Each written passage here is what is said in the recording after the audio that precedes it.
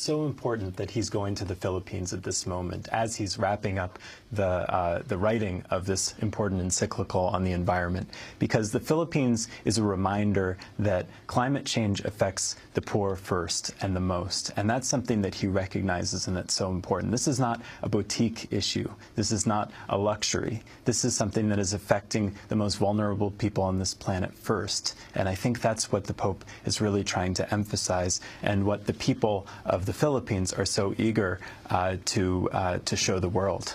Nathan, you've written in the lead up to this this encyclical that he's announcing of the concept of the commons in the church teaching from the medieval times in the Christian church. Could you expound on that?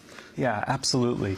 You know, this is a different way of thinking about economics that's a part of Catholic tradition. You know, Pope Francis talking about the environment, about creation, is not an innovation. It's a response to a contemporary crisis, but it goes way back. It goes back to the scriptures, to Genesis, to God's enjoyment of stewardship over the earth.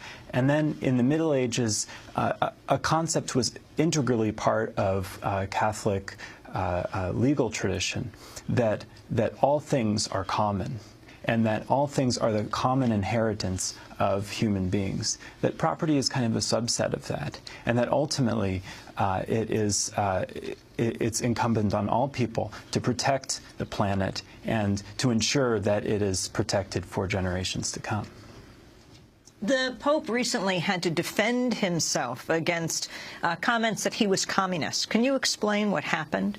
I think that's really a red herring. The Pope is talking about something that, again, is a part of long-standing Catholic social teaching, which is the preferential option for the poor, that Catholic social reflection should begin with the needs and the voices of the poor.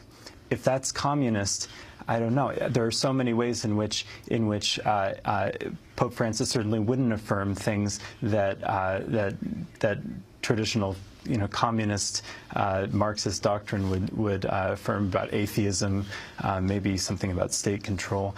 Another thing that's really important to recognize about Catholic social teaching is this concept of subsidiarity, that the economy should begin from the local level and build from the ground up. And that's why Pope Francis and other popes have talked about the importance of cooperatives.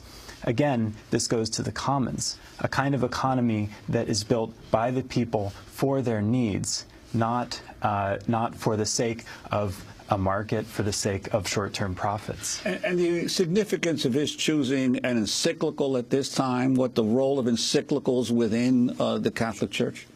This is a very important statement, a statement that will be authoritative and that will guide the moral reflection of Catholics around the world. And it also sets a priority that's incredibly important. And the Pope has made a point also of issuing this statement before the Paris meeting in December.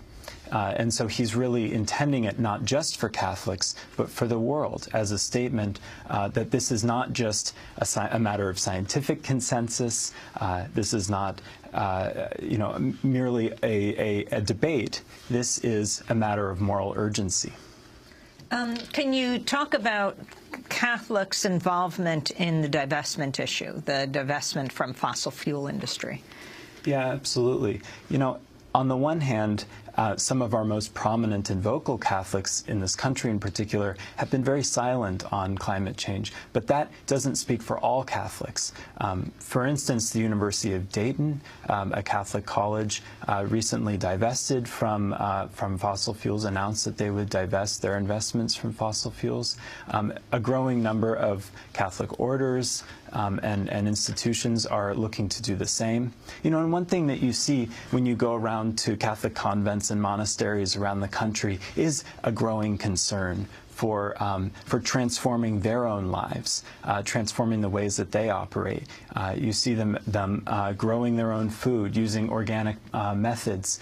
You see them practicing green burial for their dead. You see them leading fights against hydrofracking, against other forms of carbon extraction. And they're really setting a tone. And that goes way back again.